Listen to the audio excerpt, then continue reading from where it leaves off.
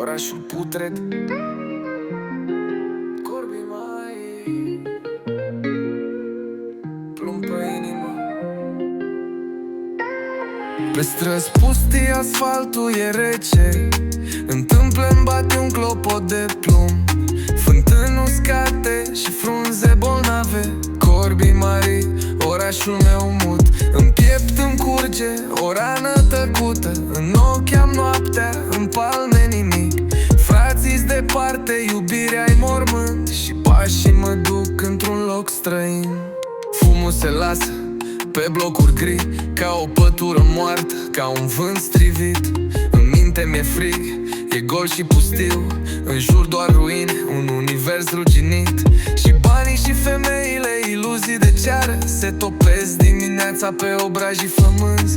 Iar leftii rămâne o umbră sub lună, cu visele frânte, cu ochii în plumb. Cimitirul din gânduri nu-și cere tribut, îl plătesc zilnic prin sânge și fum. Pe străzile astea nici ecoul nu urlă, doar pașii mei goi în orașul de scrum. N-am cui să-i spun că mă apăsă uitarea, că viața e slabă și nimeni nu știe, că frații-s departe, iar corbii mari e un oraș unde mor, dar trăiești pe hârtie.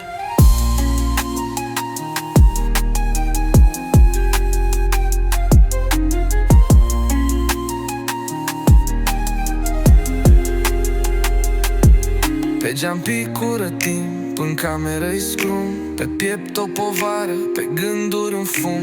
Nimeni nu bate, nimeni nu strigă.